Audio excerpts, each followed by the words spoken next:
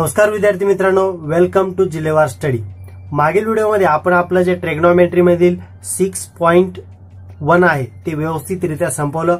Proof वाले गणित आपण सर्व गणित एकदम स्टेप बाय स्टेप एकदम सिंपली वे मध्ये आपण ते सॉल्व्ह केले। आता या व्हिडिओमध्ये आपल्याला पुढचा आपला थेरोटिकल पार्ट बघायचा आहे, जे की आपल्याला 6.2 कडे घेऊन जाईल। ठीक आहे, याच्यामध्ये पहिला पॉइंट काय दिला आपल्याला, application of trigonometry means what. Application of trigonometry means आपण जे काही साइन, कॉस, टॅन, सेक, कॉट, कोसेक हे काय शिकलो त्याचा नेमका आपल्या डेली लाईफ मध्ये यूज काय करायचा तो आपल्याला पुढे येणाऱ्या क्वेश्चन्स मधून समजून जाईल। ठीक आहे, मग त्यासाठी काही कन्सेप्ट आहेत त्या अगोदर तुम्हाला माहित असणं जरुरी आहे। त्याबद्दल आपण 2 मिनिटात बोलून घेऊ आणि पुढे चलू। कन्सेप्ट कोणती आहे?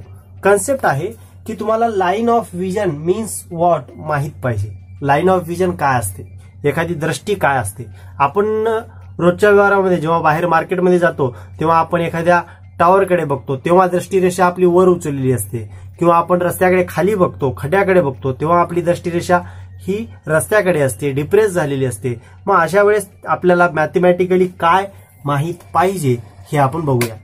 सर्वात अगोदर पॉइंट दिलाय लाईन ऑफ विजन। काय दिलाय? पहिला पॉइंट लाईन ऑफ विजन।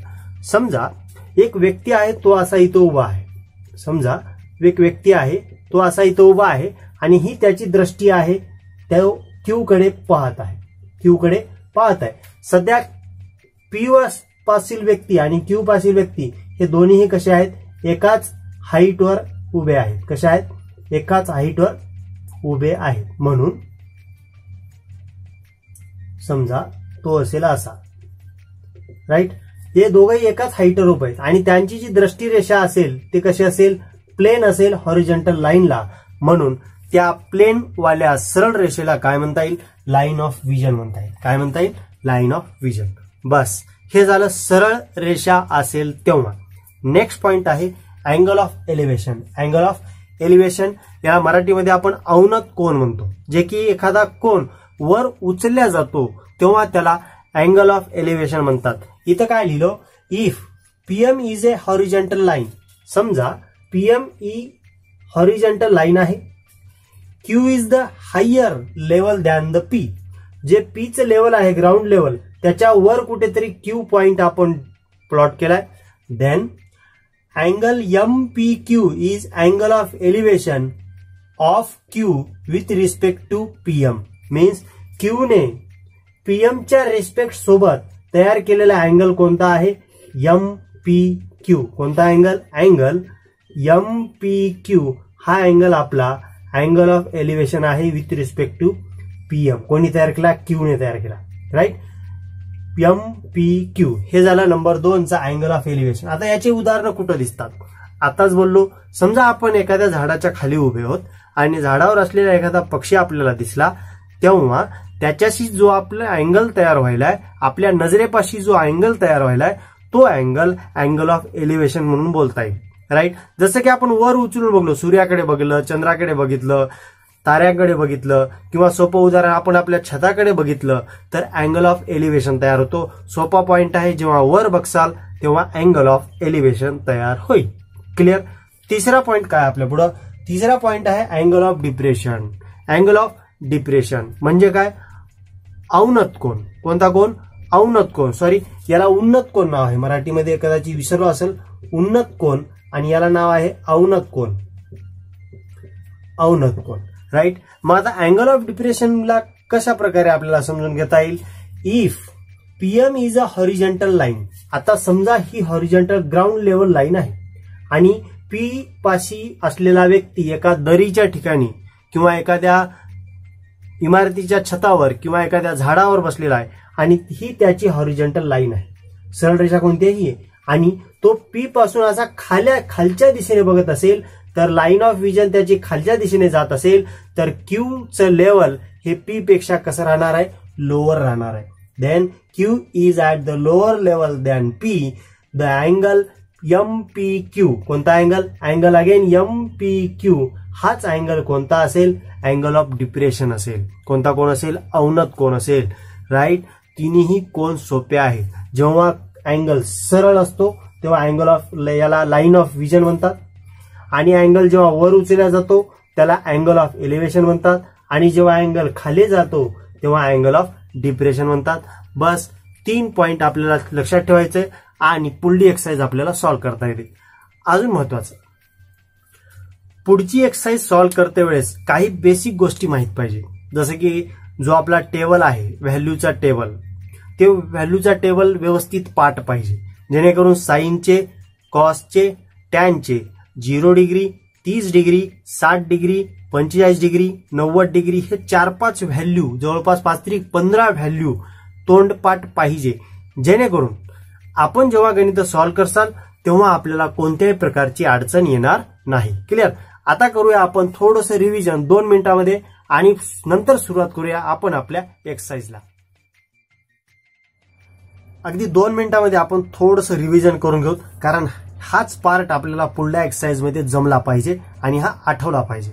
ठीक आहे. मग मी काय करतो, हा 6ला 6 रेशोची व्हॅल्यू न देता फक्त एक साइन, दुसरा कॉस, तिसरा टॅन ह्या तिघांच्या व्हॅल्यूज काढून देतो. का? कारण पुढल्या अपोजिट आहे त्या ऑटोमॅटिक आपल्याला काढता येतील. पहिली व्हॅल्यू साइन 0 0, बस पहिली व्हॅल्यू साइन 0 0. आणि मला एक सांगा, side opposite to 30 degree angle is half of hypotenuse. आहे ना लक्षात? पार्ट आहे आपला. कोणता धडा आहे तो? Pythagoras theorem. राईट. त्यामधून मग 30 अंशाच्या समोरची बाजू कर्णाच्या निमपट असेल तर साइन 30 ची व्हॅल्यू सुद्धा हाफच घ्यायची. आणि अजून एक स्टेटमेंट माहित आहे कोणतं, की side opposite to angle 45 degree is 1/√2 times of hypotenuse. Therefore sine 45 value सुद्धा आपल्याला 1/√2 घेता येईल. तसं 60 बद्दल, side opposite to 60 degree angle is √3/2 times of hypotenuse. Therefore sine 60 ची व्हॅल्यू √3/2 घ्यायची आणि साइन 0 0 असेल तर 90 1 घ्यायचा. बस अपोजिट करत जायचं, कॉसची व्हॅल्यू येत जाईल. अपोजिट करत जायचं, कॉसची व्हॅल्यू येत जाईल. 0 आणि 90 मध्ये क्रॉस करून जाईल, 1 इकडे येतील, 0 इकडे येतील. 30 आणि 60 मध्ये क्रॉस होईल, √3/2 इकडे येतील आणि 1/2 इकडे जातील. आणि 45 ची व्हॅल्यू 1/√2 मात्र जशाच तशी. क्लिअर. 0 आणि 90 मध्ये अपोजिट, 30 आणि 60 मध्ये क्रॉस आणि 45 ची व्हॅल्यू 45. बस टॅन ची व्हॅल्यू कशी? टॅन ची आयडेंटिटी मला माहित आहे की जो टॅन थिटा असतो तो साइन थिटा आणि कॉस थिटाचा भागाकार करून आलेली संख्या असते. मग मी 0/1 काय येणार? 0 येणार. 1/2 divided by √3/2, 2 will get cancel होतील, 1/√3 राहतील. 1/√2 डिवायडेड बाय 1/√2 सेम संख्येचा भागाकार नेहमी 1 येतो. √3/2 आणि 1/√2 कटतील आणि √3 राहतील आणि 1/0 हे इन्फिनिटी येईल, नॉट डिफाईन येईल. त्याची व्हॅल्यू अजून डिफाईन झाली नाही. ठीक आहे. या तिन्ही व्हॅल्यू काढल्याच्या नंतर यांच्या अपोजिट व्हॅल्यू घेत राहिलो, जसं की साइनचा अपोजिट करत गेलो की आपल्याला कोसेकच्या व्हॅल्यू भेटतील, कॉसच्या अपोजिट करत गेलो की सेकच्या व्हॅल्यू भेटतील, टॅनच्या अपोजिट करत गेलो की कॉटच्या व्हॅल्यू भेटतील. बस हे थोडंसं रिव्हिजन करून घेतलं, आपल्याला पुढल्या एक्सरसाइज मध्ये एकदम जबरदस्त सॉल्व्ह करता येईल. चला तर मग आपण जाऊया आपल्या 6.2 मधील पहिलं गणित, एकदम मस्त गणित. आणि असा आहे आपला हा क्वेश्चन. Practice set 6.2. तुमच्या पुढे पुस्तक ओपन करून ठेवा, पेज नंबर 137. त्यामध्ये फर्स्ट क्वेश्चन काय म्हणतो, क्वेश्चन अगोदर समजून घेऊ, नंतर पुढे बोलू. क्वेश्चन काय म्हणतो, a person is standing at a distance of 80 metre from a church. एक चर्च आहे, मंदिर आहे. त्या मंदिरच्या बाहेर 80 मीटर दूरवर तो एक व्यक्ती उभा आहे. Looking at its top. समजा त्या चर्चच्या वरी एक पक्षी बसलेला असेल, त्या पक्षीकडे तो बघत असेल, त्याच्या टॉपकडे बघत असेल. उदाहरणार्थ मंदिराच्या तो कळसाकडे बघत असेल. तिथे चर्च दिलंय पण आपल्याला समजायला सोपं आहे की मंदिराच्या कळसाकडे तो बघत असेल. The angle of elevation is of 45 degree. Find the height of the church. आपल्याला त्या चर्चची हाईट काढायची. सर्वात अगोदर डायग्राम काढायला शिकणार. डायग्राम मध्ये चर्चची लांबी मी PQ आहे असं समजतो आणि तो व्यक्ती R या ठिकाणी उभा आहे आणि इथून अँगल ऑफ विजन जी दृष्टीरेषा आहे ती कुठे चालली, त्याची पी पाशी चलली. आता हे सर्व डायग्राम वरची माहिती आपल्याला आपल्या आन्सर मध्ये लिहावी लागेल. लिहिणार आन्सर मध्ये लिहिणार कन्सिडर एबी नाहीये, कोण आहे पीक्यू, कोण आहे PQ is a church, comma PQ कोण आहे, चर्च आहे. आर कोण आहे, तो पर्सन आहे. R is a position of a person standing at a distance, किंवा R is a position of a person. Clear. Therefore angle of elevation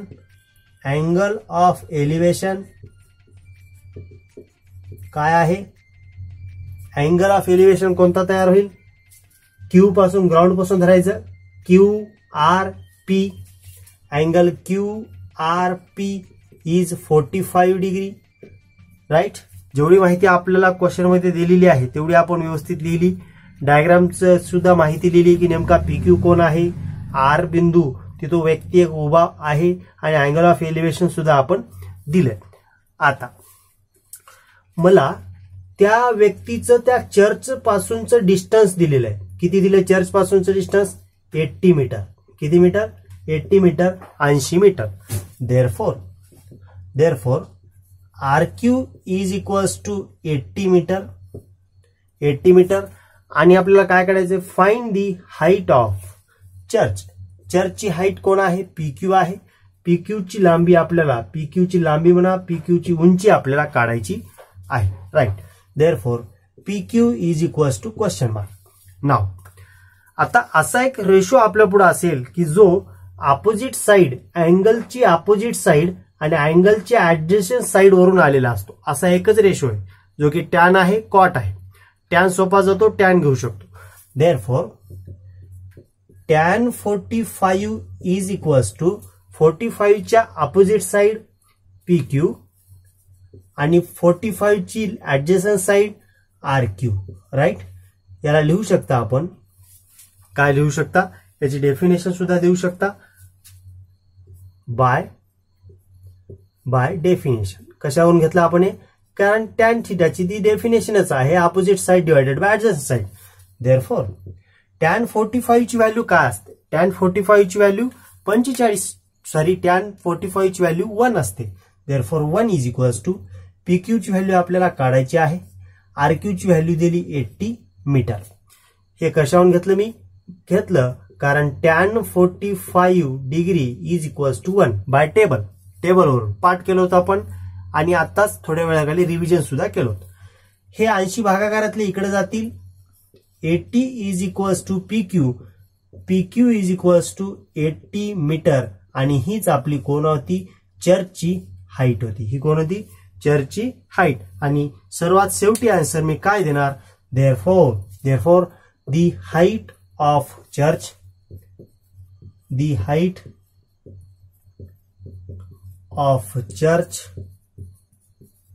is 80 metre. Right. असं खणखण आन्सर लिहून आपल्याला पेपरमध्ये श्वास घ्यायचा. असे सोपे आन्सर आपल्याला लिहिता आले पाहिजे.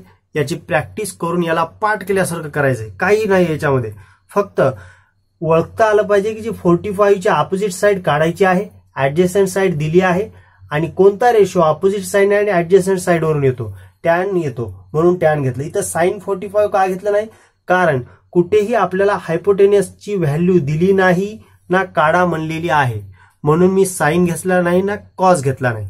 ज्याच्यामध्ये हायपोटेनियस नाही असे दोनच आहेत.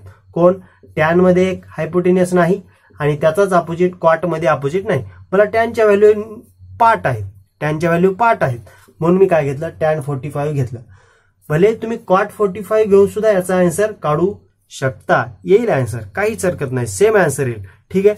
हे झालं आपलं प्रॅक्टिस सेट 6.2 मधील पेज नंबर 137 वरील पहिला क्वेश्चन आपण जबरदस्त सॉल्व्ह केला. याच्यानंतरचा नेक्स्ट क्वेश्चन आपण लगेच आपल्याला सॉल्व्ह करता येईल. आणि असा आपला प्रॅक्टिस सेट 6.2 मधील पेज नंबर 137 वरील दुसरा क्वेश्चन. जे की आपल्याला फर्स्ट क्वेश्चन समजल्याच्या नंतर सेकंड क्वेश्चन सुद्धा आपल्याला व्यवस्थित समजणार आहे. आता क्वेश्चन काय दिला तो अगोदर समजून घेऊ, नंतर आपण उत्तराला सुरुवात करू. क्वेश्चन काय म्हणतो की from the top of light house, एक लाईट हाऊस आहे, जसे की एक समुद्र असतो, समुद्राच्या बाजूला किनाऱ्याला एक लाईट हाऊस असते, जेणेकरून जे काही समुद्रामधून जहाज यायलेत त्याला कडेला येण्यासाठी एक दिशादर्शकाचं काम ते लाईट हाऊस करत असते. त्यांना एक मार्ग दाखवते की हा इकडे लाईट हाऊस आहे, इकडे आपल्याला जायचं आहे. कारण समुद्रामध्ये कोणत्याही प्रकारचे रस्ते नसतात, तिथं कोणत्याही प्रकारची लाईट नसते. क्लिअर. म्हणून an observer looking at a ship makes angle of depression 60 degree. म्हणजे जे काही लाईट हाऊस आहे एबी नावाचं, त्याच्या वर कुठेतरी एक ऑब्झर्वर आहे. एक ऑब्झर्वर आहे, तो काय करतोय, येणाऱ्या जहाजाकडे बघतोय की हा एक जहाज येत आहे, त्याला आपण दिशा दाखवावी असा त्याचा विचार आला. मग जेव्हा तो ऑब्झर्वर येणाऱ्या जहाजाकडे बघत असेल तेव्हा एक अँगल ऑफ डिप्रेशन तयार झाला. किती डिग्रीचा? 60 अंशाचा अँगल ऑफ डिप्रेशन तयार झाला, असं क्वेश्चन आपल्याला माहिती दिली. In the if the height of the light house is 90 metre, means जे काही लाईट हाऊस आहे ए बी ते 90 मीटरचं आहे, 90 मीटरचं आहे. देन फाइंड हाऊ फार ship is from the light house. त्या लाईट हाऊस पासून जे काही जहाज आहे सी या ठिकाणी आहे ते डिस्टन्स आपल्याला फाइंड आउट करायचं आहे. मीन्स बीसी ची व्हॅल्यू आपल्याला काढायची आहे. हा झाला क्वेश्चन. आता आपल्याला आन्सरला सुरुवात करायची. आन्सर मध्ये जे काय आपण डायग्राम काढली त्याच्या किमती व्यवस्थित देऊ, जेणेकरून आपली डायग्राम आपल्या आन्सर सोबत मॅच होईल. आन्सरला सुरुवात करते वेळेस लिहिणार let A B is represent light house. Therefore light हाऊसची हाईट आपल्याला दिलेली आहे किती? 90 metre. Therefore A B is equals to 90 metre. पहिली व्हॅल्यू आपण काढून घेतली. नेक्स्ट लेट पोझिशन ऑफ जो काय आपला ऑब्झर्वर आहे तो कुठं आहे? ए या ठिकाणी आहे. Position of observer at point A या ठिकाणी आपला ऑब्झर्वर आहे, त्याची पोझिशन ए या ठिकाणी आहे. And an observer looking at a ship makes angle of depression of 60 degree. Observer looking at ship makes angle of depression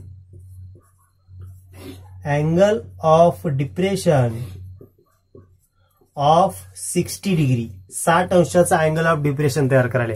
म्हणून अँगल PAC कोणता अँगल? हा वाला अँगल. अजून हा अँगल आपल्याकडे आलेला नाहीये, कदाचित आपण त्याला नंतर लिहू. सध्याच्याला angle of depression means AP ही स्थिती समांतर रेषा आहे, एपी ही अँगल ऑफ विजन आहे.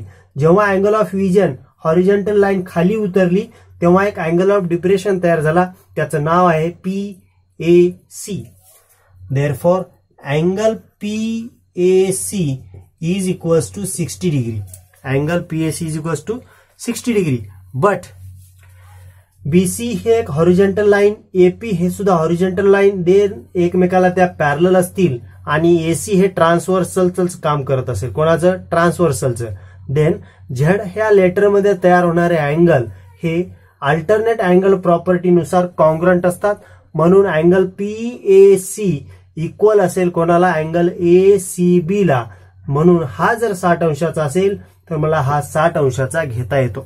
देअरफॉर मी इथे लिहिणार angle PAC and angle ACB are alternate angle. कोणते angle? Alternate angle. Therefore angle ACB is equals to angle PAC. Angle ACB is equals to 60 degree. हे आपल्याला एक अँगल भेटला. आणि ह्या प्रॉब्लेम्स मध्ये आपल्याला अँगल भेटणं महत्वाचं आहे, कारण आपण जे काही रेशो वापरणार आहोत, साइन असो, कॉस असो किंवा टॅन कॉट असो, या रेशोमध्ये एक अँगल भेटणं महत्वाचं आहे, जो की आपल्याला भेटला. नाव अँगल भेटला. आता पुढे काय करायचंय? पुढे मला सांगा, जो काय आपला मेन अँगल आहे त्याच्या अपोजिट साइड गिवन आहे आणि आपल्याला ऍडजसेंट साइड काढायचं आहे. मीन्स ज्या रेशोमध्ये अपोजिट साइड आणि ऍडजसेंट साइड यूज होते तो रेशो आपल्याला घ्यायचा आहे. सर सोपा आहे. मागल्या गणितामध्ये आपण टॅन रेशो घेतलो होतो, तसंच इथं आपल्याला टॅन रेशो घ्यायचंय. देअरफॉर मी लिहू शकतो tan 60 degree is equals to 60 डिग्रीच्या अपोजिट साइड कोण आहे? AB आहे, म्हणून AB ला AB घेतलं, डिवायडेड बाय ऍडजसेंट साइड कोण आहे? BC आहे, म्हणून BC ला BC घेतलं. क्लिअर? हे झालं टॅन 60 नुसार त्यांच्या किमती. पण टॅन 60 ची व्हॅल्यू आपल्याला माहित आहे. काय आहे टॅन 60 ची value? √3 is equals to AB ची व्हॅल्यू मीन्स लाईट हाऊसचे डिस्टन्स, लाईट हाऊसची हाईट जे की गिवन आहे 90 मीटर, 90 डिवायडेड बाय BC ला BC. Clear? Therefore BC is equals to 90 divided by √3 is equals to, मी 90 ला काय लिहू शकतो? 30 into 3 divided by √3. Again 30 into वाटल्यास खाली लिहतो, दिसतंय का तुम्हाला? नाही, इकडे लिहू बाजूला. Therefore BC is equals to 30 ला 30 आणि 3 चे मी अगेन 2 पार्ट घेतो. √3 into √3 divided by √3 as it is. Therefore, BC is equals to √3 will get cancelled. Remains कोण राहिलं? 30 into √3. But BC is equals to 30 into √3 ची व्हॅल्यू आपल्याला क्वेश्चनच्या शेवटी √3 is equals to 1.73 he given आहे, म्हणून मी 1.73 घेऊ शकतो आणि एवढा एक सोपासा गुणाकार करणार आणि आपला आन्सर आपल्याला भेटून जाईल. काय भेटून जाईल? BC ची व्हॅल्यू त्या जहाजाचं डिस्टन्स लाईट हाऊस पासूनचं. क्लिअर? भागाकार करणार. 3 त्रिक 9, 3 7 21, 21 ला 1, हातच्या आले 2, 3 1 3, 3 2 5 ला 5, 0 न गुणायचं राहिलं, 0 दिला, 2 नंतर पॉइंट द्यायचं राहिलं, 2 नंतर पॉइंट दिला. मीन्स BC ची व्हॅल्यू 51.9 घेऊ शकता. पुस्तकात जे आन्सर आहे ते घेऊ शकता किंवा आपला 0 ला 0 दिला तरी काही हरकत नाही. ही झाली BC ची व्हॅल्यू. युनिट आहे मीटरला मीटर. हे झालं अंकात उत्तर. आता एक बार फायनल आन्सर देऊन टाकू. Therefore ship is from the light house किंवा distance of ship from the light house is 51.90 metre. असा खनखन आन्सर देऊन आपल्याला आपला आन्सर संपवता येते. समजलं तुम्हाला? हा या ना? क्लिअर? हे झालं आपलं प्रॅक्टिस सेट 6.2 मधील दुसरा क्वेश्चन. एकदम सोपा होता, आपण त्याला एकदम सोप्या पद्धतीने सॉल्व्ह केला. लगेच आपण काय करूया, तिसरा क्वेश्चन घेऊ आणि आपला व्हिडिओ आपल्याला इथं थांबवता येतील. क्लिअर? लगेच बघूया आपण आपला तिसरा व्हिडिओ आपल्याला कशा प्रकारे सॉल्व्ह करता येईल. आणि असा आपला तिसरा क्वेश्चन सुद्धा मी व्यवस्थित लिहून घेतला आणि क्वेश्चन मध्ये जे काही डायग्राम आपल्याला यूज करता येईल ती डायग्राम सुद्धा काढून घेतली. आता तुमच्यापैकी बरेच जणांना कसा डाऊट तयार होतो बघा, सर तुम्ही डायग्राम तर अगोदरच काढून दाखवल्या. काय करा की तीच डायग्राम तुम्ही आमच्या देखत काढा, आमच्या समोर काढता पण येईल, काढायला काही हरकत नाहीये. पण कसं आहे, जर मी क्वेश्चन वाचून डायग्राम मी तुमच्या पुढे काढत गेलो तर व्हिडिओची लांबी खूप वाढणार आहे आणि तुमच्या पुढे मला इथं स्केल वापरून पुन्हा अजून जास्त वेळ जाईल. काही नाही, क्वेश्चन मध्ये जे काही कन्सेप्ट दिली त्यानुसार मी डायग्राम काढलेली आहे. वाटल्यास मी तुमच्या पुढे डायग्रामचं विश्लेषण सुद्धा लगेच बोलता बोलता देतो, जेणेकरून तुम्हाला समजून जाईल की कशा प्रकारे डायग्राम काढायची. किंवा अजून एक आयडिया वापरता येईल. याचे जे पुढचे क्वेश्चन असतील त्यामध्ये मी डायग्राम अगोदर नाही काढणार, अगोदर फक्त क्वेश्चन लिहिणार आणि तुमच्या समोर रफच का होईना कच्च्या हातानंच का होईना पण तुमच्या पुढे एक डायग्राम काढतो, जेणेकरून तुम्हाला डायग्राम कशी काढायची हे सुद्धा समजून जाईल. असतात काही मुलाला असे सुद्धा डाऊट असतात, पण ते सुद्धा क्लिअर व्हावे हाच त्यामागचा हेतू राहील. आता काय करूया, क्वेश्चन वाचून घेऊत आणि आपल्याला आन्सर कशा प्रकारे लिहिता येईल ते बघू. क्वेश्चन काय म्हणतो, 2 buildings are facing each other. म्हणजे आपण रोजच्या व्यवहारात बघतो की दोन एका रस्त्याच्या बाजूला डावीकडे काही बिल्डिंग्स असतात, उजवीकडे काही बिल्डिंग असतात, एक छोट्या मोठ्या असू शकतात. तर मी काय केलं, एबी नावाची एक बिल्डिंग आहे असं समजलं, टोटल पीक्यू नावाची एक बिल्डिंग आहे असं समजलं, आणि बीक्यू हा रस्ता आहे. बस एवढीच कन्सेप्ट यामध्ये आहे. मग जे काही समजलं मी ते लिहायला काय हरकत आहे का? नाही. सर्वात अगोदर लिहिणार, let BQ is a street किंवा रोड आहे. कोण आहे? बीक्यू हा रोड आहे. आणि जे की लांबी त्याची बीक्यू बरोबर 12 मीटर गिवन आहे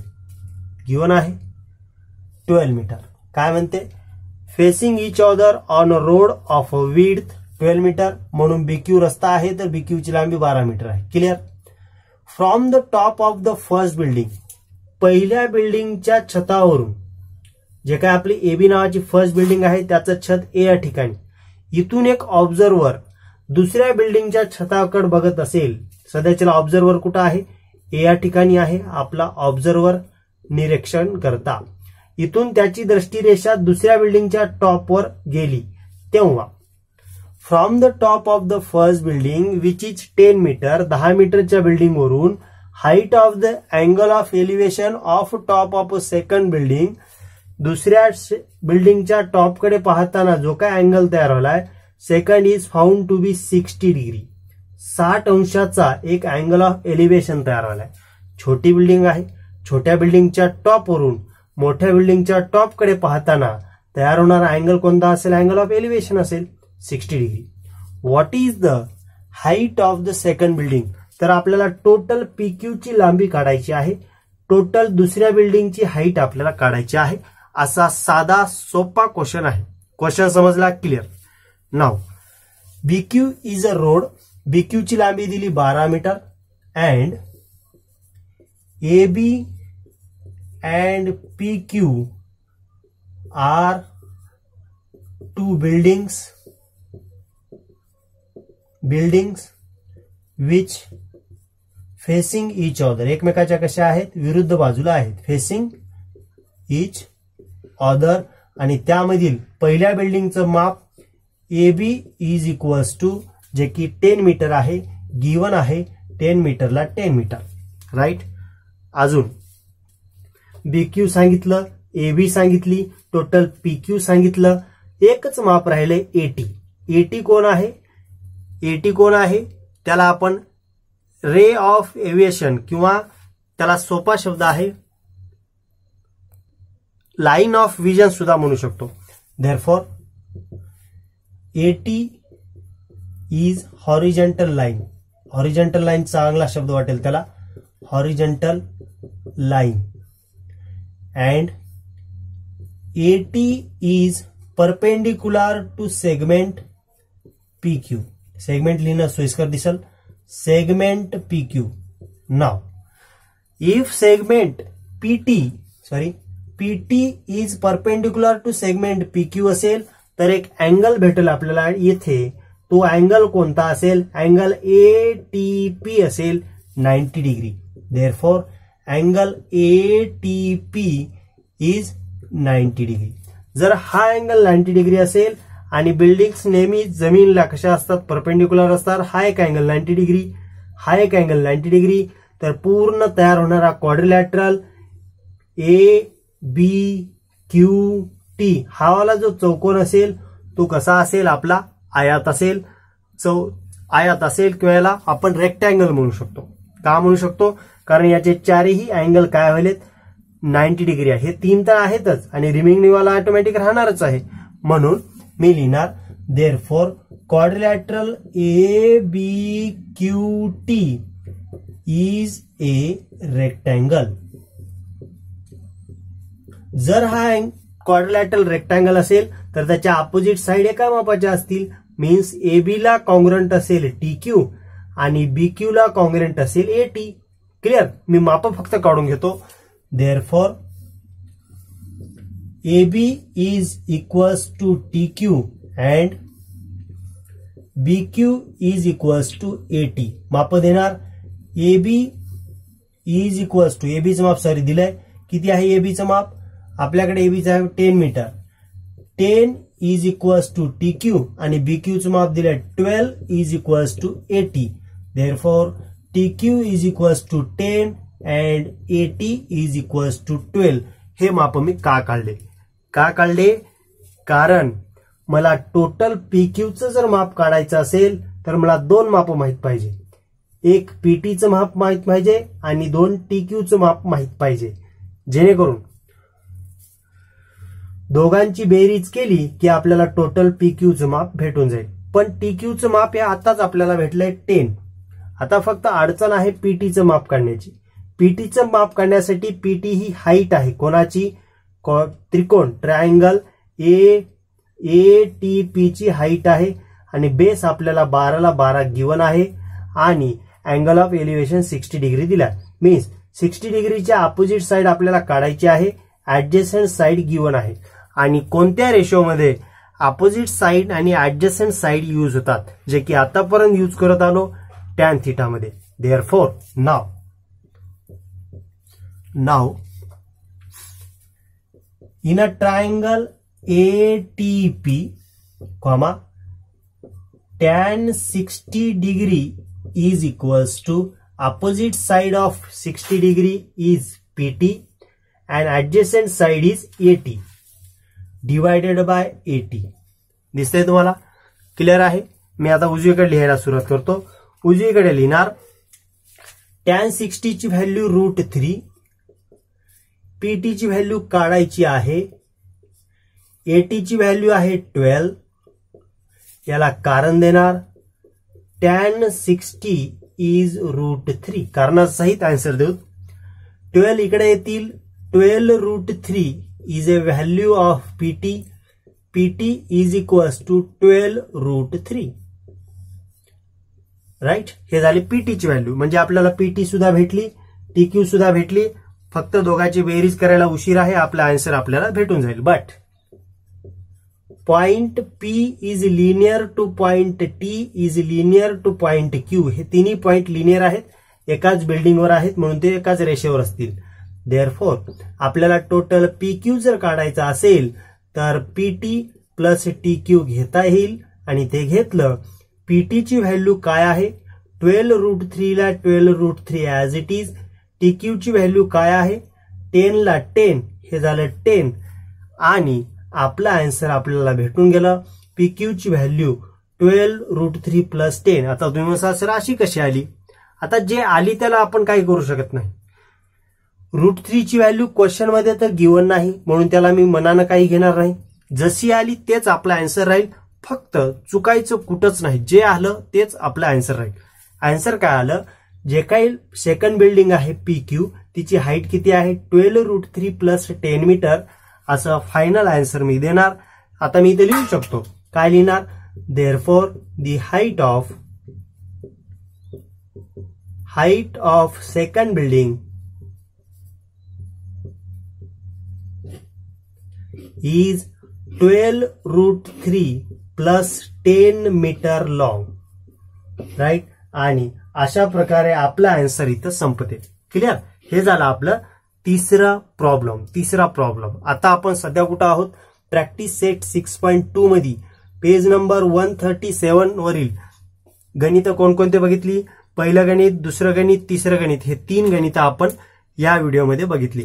आशा करतो तुम्हाला हे सर्व समजलं असेल तर प्लीज लाईक करा.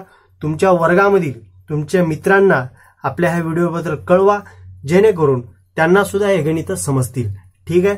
चला तर मग पुन्हा भेटूया पुढच्या व्हिडिओमध्ये. आपण 4, 5, 6 हे गणित बघूत. स्वतःची काळजी घ्या आणि बघत राहा जिल्हेवार स्टडी. जय हिंद.